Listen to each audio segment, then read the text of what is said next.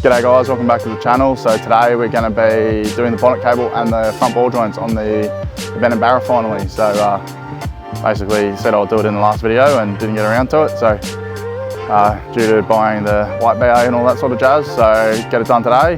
Get it set up on the belly lift. That's the only hoist we've got free at the moment at work. Should work out alright because the car can sort of get lifted up about chest height anyway, and it actually is perfect hoist to be doing the bonnet cable on anyway. So you've got to get that front wheel off and wheel arch and all that sort of stuff out. So start ripping into that now, and I'll show you how to do all that sort of stuff. So let's go.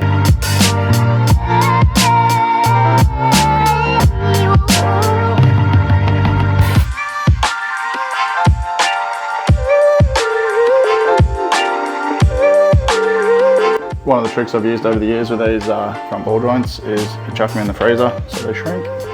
So when you go to fit them, they fit a bit easier. Just chuck them in with your Zooper Doopers, leave them in there for about an hour, and when you come back to fit them, they fit real easy.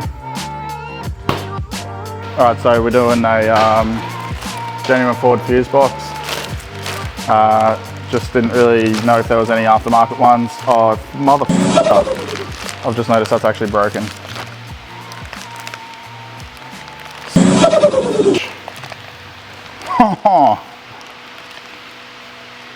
How's that, Miko? I just noticed this fuse box is fucking broken. What's that? Is that a BA fuse box, like genuine Ford one? It's broken. Just like the old one, probably currently. Nah, they're broken here. I don't know if I'll use that or not. It's not really, it doesn't affect it, it just holds that, like, just where that dog goes. You just take it back in another one, or? What's your thoughts on this, Miko? It's a barra project. Little Aussie battler car. Well, yeah. Well, I've got a genuine fuse box that I may or may not be using. They're only like 80 bucks, so I'll probably just fucking use it. The only bit that's broken is what holds this on, so. My car was missing this, had it when I sold it, it's gone, someone stole it. Fitting a Chinese bloody bonnet cable, so hopefully that is long enough. Apparently they're pretty short. And then when I was 18, I painted my engine bay fuse box cover really badly, so that's getting replaced today with just a wrecker item, and be chucking in 2 ball joints. So this is what we're working with here on this car. We've got a very broken bonnet cable that someone's tried to tech screw back and add a little thing to it. Then the bonnet cable, the fuse box itself is also broken. So all the guts are blown off that. So I don't know if I got that on video. All this is so that'll have to get replaced, like this whole unit. So they look a little daunting at first, but they're not too bad. So anyone who's wanting to do one will be able to do one after watching this video. It's pretty simple. Anyway, I'll pop this bonnet, and currently have to pop my bonnet. The old pull start. So basically the cable just runs up to here, just runs through here in the wheel arch. So we'll be popping the wheel off, popping the wheel arch liner if it's got one. Yeah, it does have one. And showing you the way the cable routes as well. Should be, that's the clip that's supposed to hold it. So it's popped off that anyway, but this is it here. It's supposed to clip into that. Alright, we'll rip in. Let's get this wheel off. Get this wheel arch liner off and see about getting this cable routed. We've only got the back half of the guard liner. There's nothing holding the top, and the front is pretty much all missing. Now it's pretty obvious where that was hit as well, so that's when that was in the front ender. That's why the headlights and everything don't line up properly. That's what I was trying to explain in that video when I had Dale giving the car a once over, the old Ward paint and fabrication. So another thing I might do today is just probably chuck new globes in these dogs, which are just those cornering lamps which I wired up originally as Parkers. So I might even chuck some globes in those today and see if I can get those lit up again. Now, this guard line is pretty trashed. I don't know if I'll bother putting it back in. I may just leave it out and get a new one if they're available. Might be able to get them from All Crash or someone. I bumped into Kyle while I was just about to pull this inner guard liner out. So my giant muscles must have bumped him and scared him into hitting stop record. So I'm not going to put it back on just for the theatrics of it, but there's literally a couple of fucking scrivets. Flick them out, pull a guard liner off. If you need help doing that, you got bigger problems than changing a bonnet cable. So the other thing, I've now able to clean all this dirt and shit out of here, which is just annoying when you try and hose the car right here and dirt just keeps falling out of it. Anyway, I don't remember the bonnet cable having to go through this tiny little hole here. I think territories must be different, must have a bigger hole, I think, and they're just easier. But yeah, we'll get that situated. So I'll disconnect it from the latch, we'll pull it through that away. But I think from memory, you're supposed to cut them in the cabin, join them together and pull the new one through from the cabin to the latch. I think is the way you're supposed to get that done, to get it through that little hole. Oh yeah, it runs all the way up through the top there, does it? Yeah, it just runs then in that big hole there. So once you get it through there, it's easy. The trick I used to do when I worked at Ford, I think it was with territories, you can you like tie your new cable to your old cable and you cut them in the car and you can just pull them through and they'll actually Follow that line. follow and they'll clip in and everything like the whole way. Then you don't have to pull the wheel arches out or anything.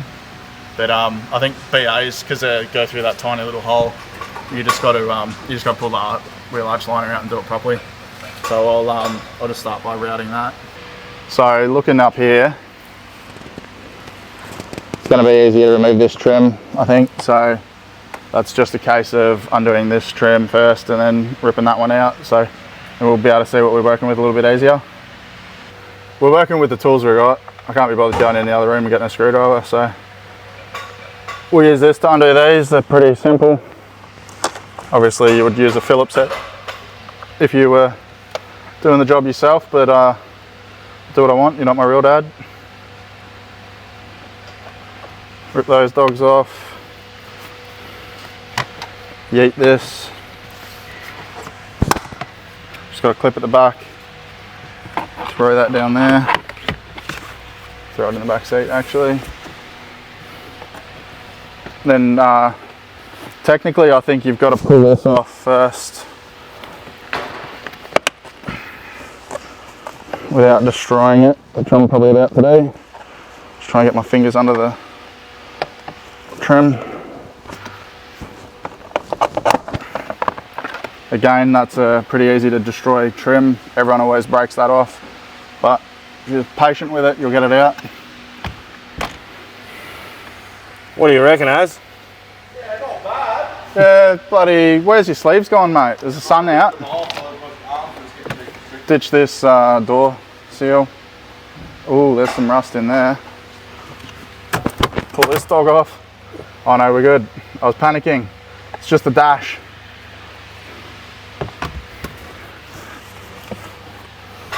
Then just pop this dog out.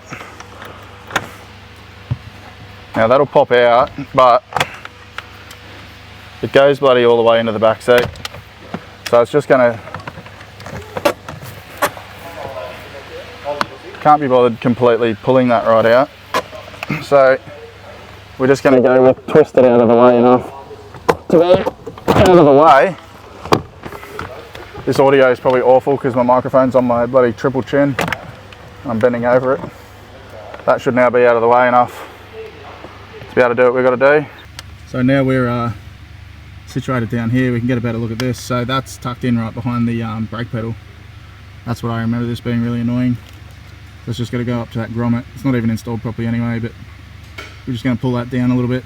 And I don't even think we're going to need to tie the new one to the old one. I think we'll get away with just poking it through that hole, I think. I don't know if we're gonna, I might just cut this in the wheel arch now, just so it's done, and pull this right out. Alright, so I'm just gonna cut this cable here, and then pull it through the cabin, and then poke the new one out that hole. Hopefully we make it around the corner. We'll see how we go. By the way, it's been like 10 years since I've done one of these, so if this video is absolutely garbage, bad luck, you get what you get. So there we go. Obviously snipped it, pulled it through. Yeah. So now I just got to stick the new one through the hole.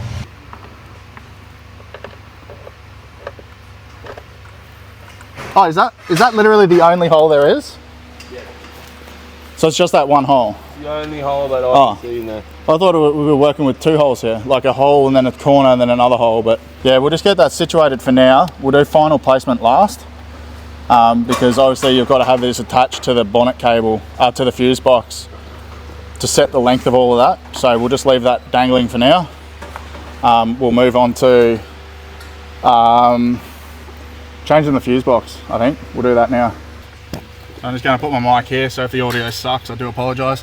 Basically, just start yeeting all this off, undo all the plugs.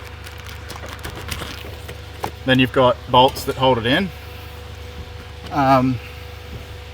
which from memory are, yeah, 8 mils, so I'll zap those 8 mils off. Now I'm pretty sure it's that one maybe. Yeah, so that one holds it in, the other one holds that like terminal thing on, I think. Can't really remember.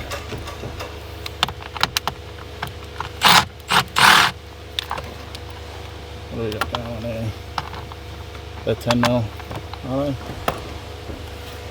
What am I looking at here? No, they're 8s. What am I doing?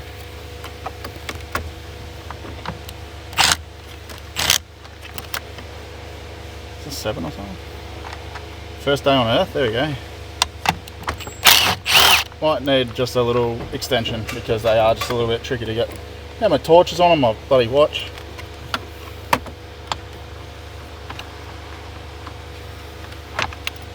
Is that one a 10? No. I'm just, yeah, making this look really hard. So I'll give this 10 chef's hats out of 10.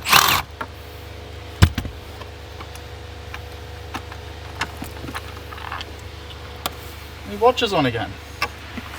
Now that pulls down. You basically just start undoing all the plugs from the back as well. All the plugs are different shapes and sizes, so just flick them all out. You can't mess them up. This OBD port, you just flick one of these tabs and then push it through. And your fuse box is out. So that's the bit that breaks, obviously there. That's obviously the bit that breaks there. Someone's tried to screw it all together, so. And this is the little piece just there that broke off on my new one. But we've got to swap all the relays over and the bigger fuses, I think, and make sure all of our other fuses are all in the right spot. Obviously you want to get your new fuse box and your old fuse box. Starters, make sure they match, make sure they're the same. Make sure they're not fucking broken. Dogs. Pretty inconsequential. It just holds that on. It's not that important. Should still sit alright. Worst case, I can glue it back together. Nothing really load bearing there. So that part number is exactly the same. So this was already, must have been an updated fuse box. 3R2314A073-A. So they've either stitched me up with an old fuse box or they've never updated it since this was last installed. Then you just want to flip them over. Make sure all your fuses are the same. So like 5 blank, 7.5, you know, work your way across. Make sure everything's the same. Had a blown fuse there, but it's still 15 amp. Oh, 20 and a 30. So I don't know if someone's needed to upgrade that for any reason, but we're just going to put the 30 in it because can't be bothered dealing with a fuse that is probably going to blow. The beauty of changing these as well is you end up with a bunch of spare fuses, and that one's no longer needed apparently, so we'll pull that one out. Actually, we might put that one back in just in case something starts working. Maybe the horn will work again, because my horn currently doesn't work, so it could be a horn fuse. I'll look it up later and put it in the description what it actually was. Then we just want to swap over our relays. because the new fuse box doesn't have relays.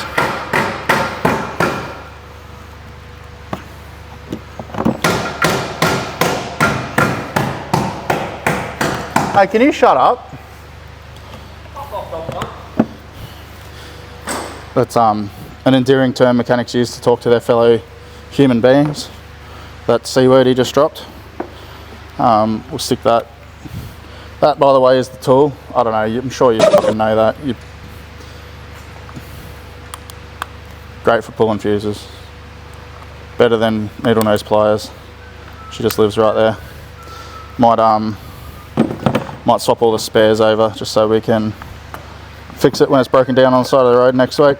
I definitely remembered these being harder to change when I was laying on my back upside down under the car, but with a belly lift hoist, this is actually really convenient level to change this fuse box over.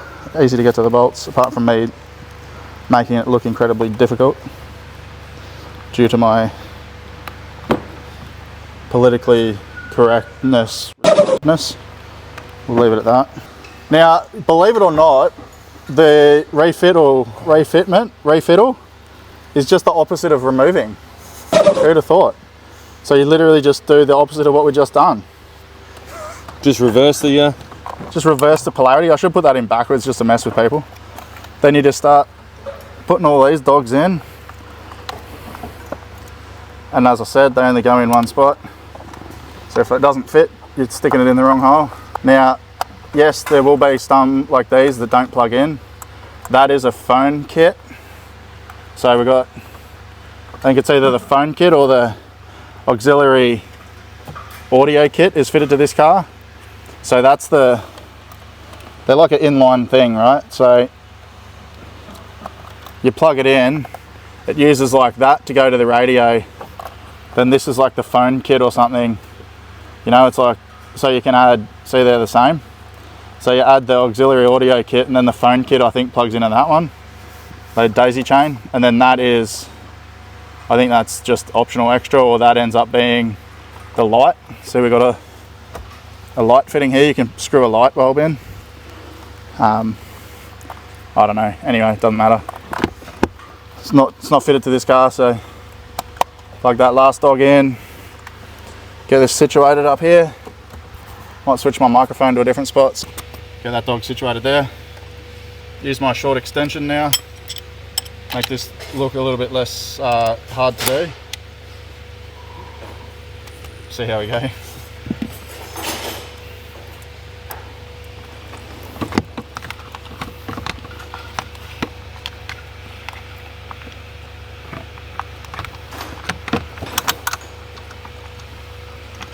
Get those started by hand. Because we're professionals, we'll get this done in one take too, without even having it cut. If I can get this bolt in. I'll start with this one maybe. I can see that one.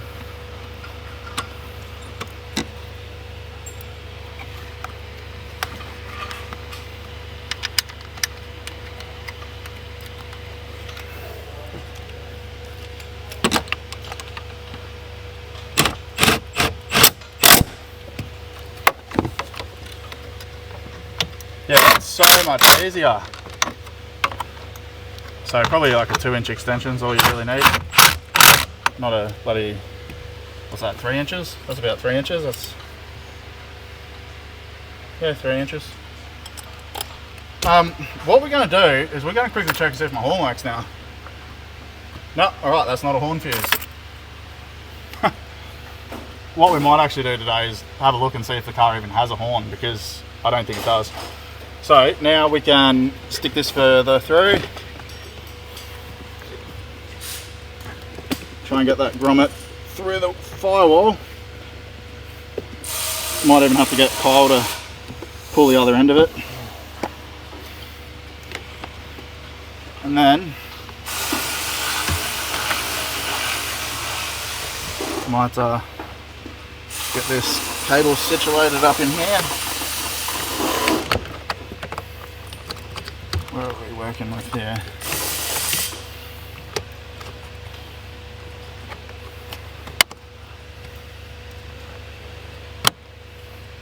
Look at that.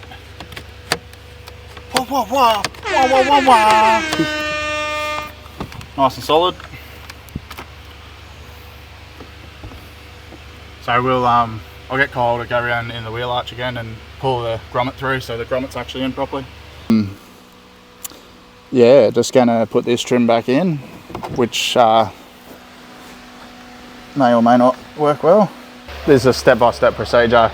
You need to follow this to the T, otherwise, you know, your car will catch fire or something. Push that tab, yeet that. Oh, shit. You didn't follow the procedure? There we go, boys. That's it. That's as simple as that. It's fucking amazing, right? Anyway, gonna get this bonnet latch out, get this cable switched over. Normally I'd recommend drawing lines on this so you know where it fit, but I'm pretty sure there's not much adjustment in this.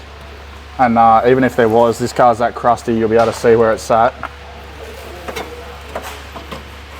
based off the crustiness. So now flick, undo that. Pretty simple, pretty technical here, guys. Just yeet that up there, pull that out. Basically you just route it back through the way it came out. So let me just get situated down on my chair. All right, that's all situated up in the engine bay now. Just hook that onto the last clip. I'm not even going to bother trying to show that on video because it's too dark.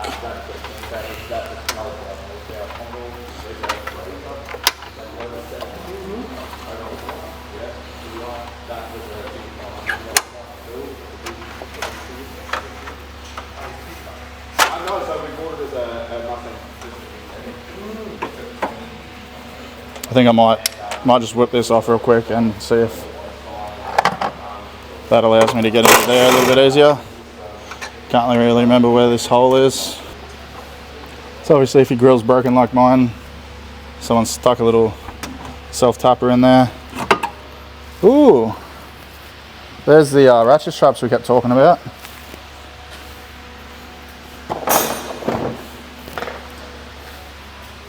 Look at all that room now. It does the thing.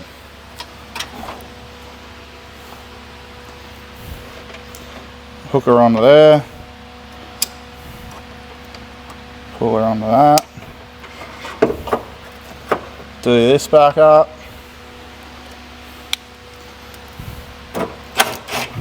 That's your adjustable bolt.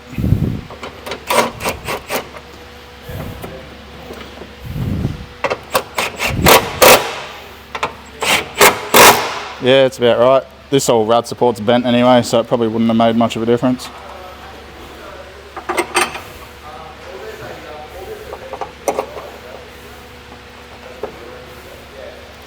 Do this rusty piece of crap. Now let's shut the bonnet and see if it works.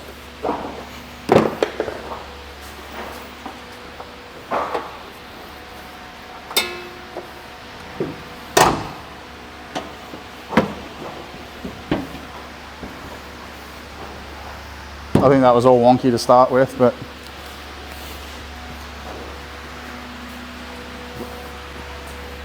Well, let me look. snap. Oh, that's very Chinese. That feels like absolute garbage. But it works. It was a one-hander. There we go. That's how you replace a bonnet cable. I would definitely recommend buying a genuine Ford bonnet cable, not the Chinese one that I bought.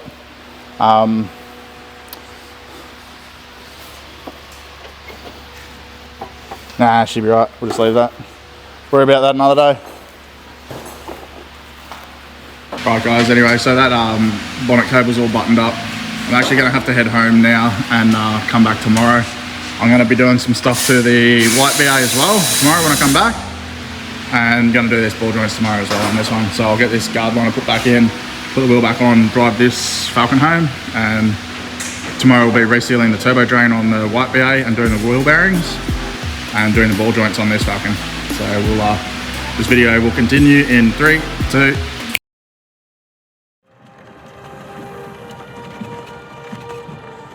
Alright, so we're back on Sunday morning, nice and early today. Can actually get everything done without having to rush off, go do other stuff. Going to reseal the turbo drain, change the oil and get these wheel bearings swapped out on this car and put the grade BA up and do its ball joints, which will have the all the maintenance items taken care of on these cars now. So pretty much everything will be all done.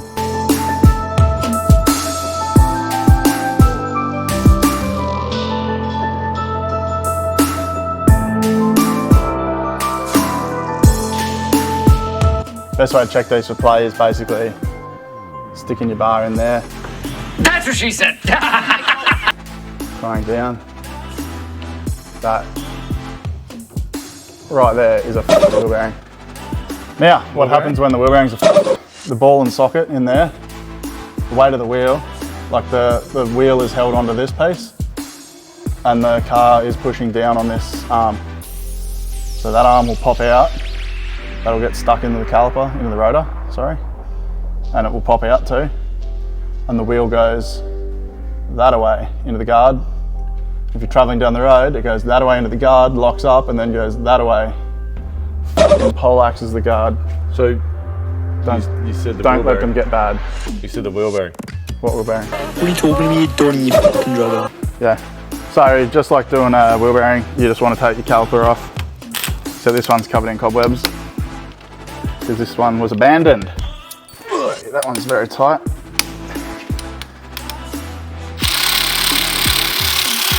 Oh, it's very tight. So tight you'd almost wonder if this car was abandoned at one point. Righto.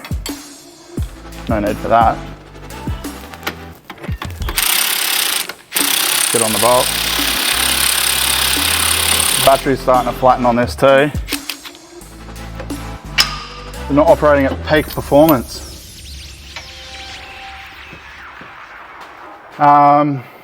We'll zip tie these to the top arm this time.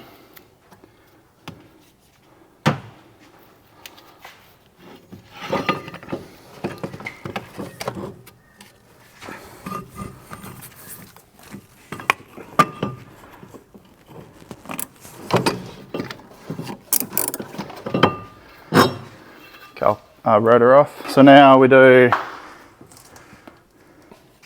clean all the metal off the ABS pickup. And we've got to undo the top ball joint and then the lower ball joint.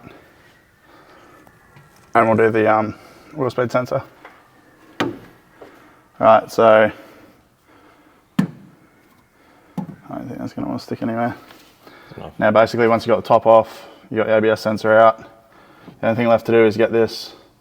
So you may want to come right around, just undo this nut. It's 21mm from factory. I think usually aftermarket ball joints go to a 22mm. I just use a 1/2 inch gun with a uni. Pulls that off. Now, sometimes you can just lift these out. Not in this case. So what you do, you're supposed to, like for a ball joint, the proper way to do it, if you smack there, it'll release the load. Because we're replacing this ball joint, we can just smack that ball joint down to release the load. I'll still just put the bolt back on it, the nut back on it, just to protect it ever so slightly. Now this is why I remove that wheel speed sensor, just so it's right out of our way, otherwise I could miss and hit it.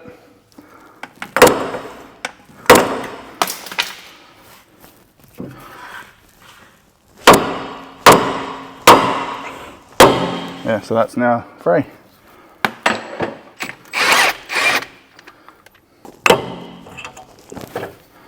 That can just hang. Okay, what I do is I flick this boot off. Just start by flicking that wire circlip off. That's that ball and socket I was talking about earlier. So this piece will lift out and the weight of the wheel is, like the wheel is held on that section which stays level. The car, this part drops. So when they do fail, it's really bad. Now, you can buy a press to press these out and press new ones in. I don't expect everyone's gonna want to spend $500 on a ball joint press.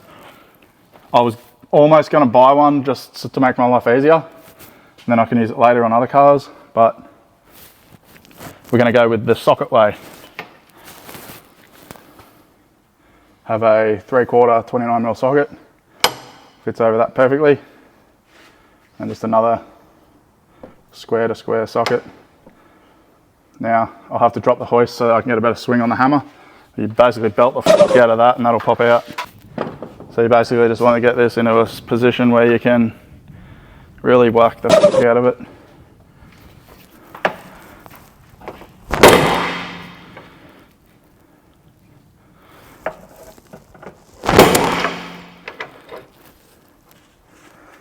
Might give it a quick spray with rust off too. Just a bit of perseverance here. Should be about 5 to 10 solid hits, you'll usually have it out. If not, bigger hammer.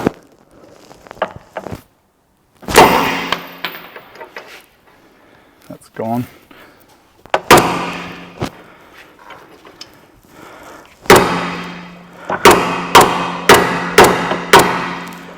That's starting to come out now, so I'm just going to give it like one-handed taps now.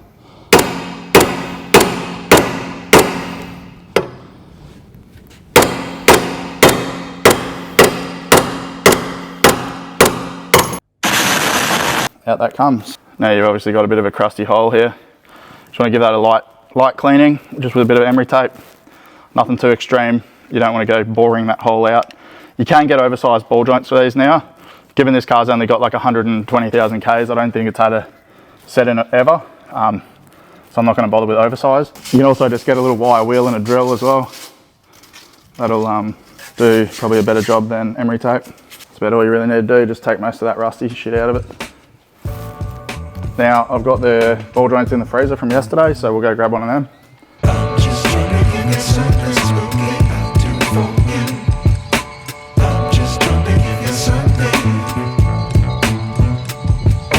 Now I would usually suggest getting a socket that fits around the outside of that part, not this top bit, but I don't have one, so I'm actually going to have to use that socket.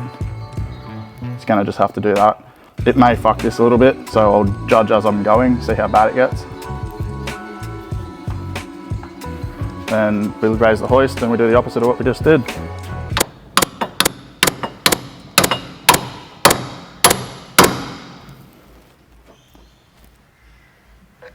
That's rain. All my windows are open. Yeah. I'll just try and get this started. I may even have to press it. I do have a bit of a press. Yeah, that's not wanting to bang in. I do hope they're not oversized ones. So I do have a ball joint press. It's not the greatest, it's a shitty eBay one. It'll probably do the job for what we need. Just gonna give it a crack for now and see how we go.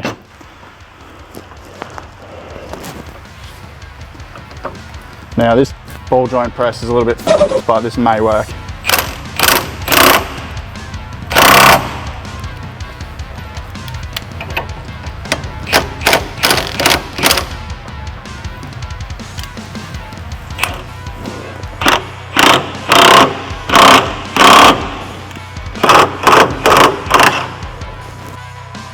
I might be able to smack it in now with a hammer now that it's started. Just because this is so fucking bent, someone's fucked that without telling me. No. It's starting to fucking piss me off. Alright, so given the fact that my press here is bent, because it's a cheap shitty Chinese one, they are bent these ways. Then all of these are stuffed. Someone's destroyed them too. Basically just makes life too hard. Tried smacking them in just with a hammer, it just wasn't working. So Kyle's just volunteered to send himself off to Repco to go buy the actual G&G Technics ball joint press tool for us. So I'll start pulling the other side apart. So I was going to try and show if it's possible to do it just with a hammer. I'm pretty sure I've done it before. It's just not wanting to play the game today. The ball joints I bought may have been oversized ones from Online Auto Parts, and they didn't actually specify whether they were oversized or not. So, like they shouldn't have been, but they might have been. So he's just gonna go get some Repco ball joints and the tool. So we just gotta get this car off this hoist because we've got to go do some real work tomorrow. I rage quit. I rage quit on this piece of shit. I chucked a tantrum. Kyle took the initiative, went and grabbed the ball joint press. So we got the DJ Technics one. She's already set up better. Gonna have this thing buttoned up in no time. So you want to use your right spaces and all of that. I don't know if you want to hold that. Then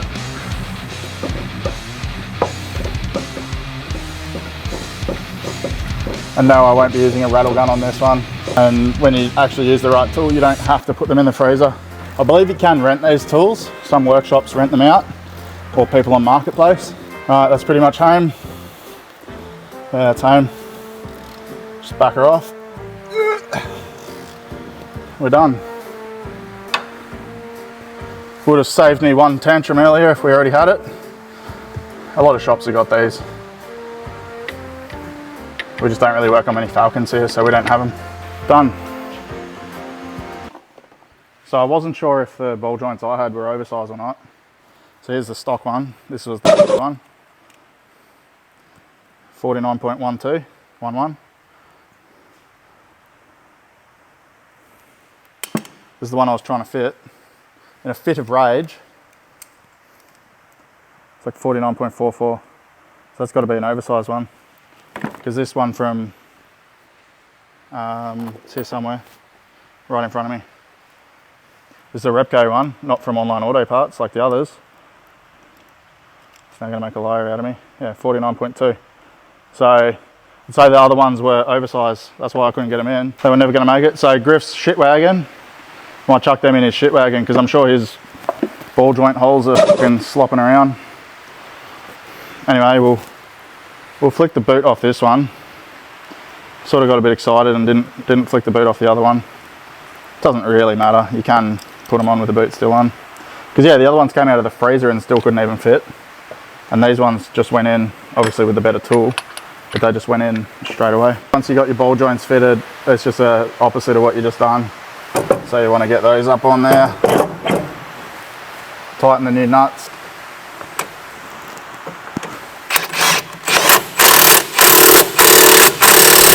FT is the torque spec for that as well.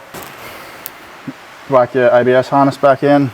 Your next step, your most important step, because you don't want to be that idiot that gets stitched up with this. Because I pushed the caliper to the other side, you do not want to go mounting the top ball joint with the caliper there. Otherwise you'll be quite the fool and have to move it again. So you want to swing your caliper back to the correct side, then mount the top ball joint. Again, FT for about, I don't know, 100 Newton meters, something like that, whatever. I don't know what the spec is, to be honest, I don't really give a shit. You want to hold that in, obviously, so. Man, this thing's flat. Click. Reminds me I'm going to go change the battery in this while I'm remembering. Just going to make sure I don't have that brake hose twisted.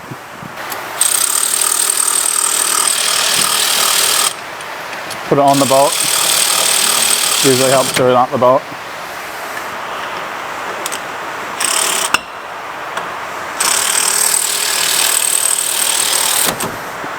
Done. So anyway, guys, this video actually ended up taking ages to edit and taking ages to put together, and it actually goes way too long. So we're just going to end it here. I know we say that we're going to get the grip with the white BA done as well. It has actually been done. That video will be dropping shortly after this one.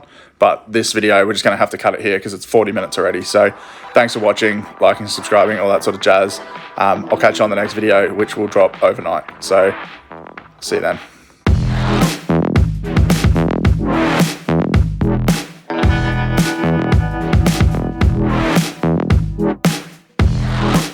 So just give me a hot second. You're right, take your time. We've got all day, Kyle. Oh, I'm just going to We've got all day, take so your everyone time. can see me how I've got to climb into this thing. Just don't judge my roof lining, guys. Ooh, it's really mouldy from this angle. Ooh. I never know. You don't see that angle when you're in the car. Oh, everyone else has seen it now. Yeah, anyway.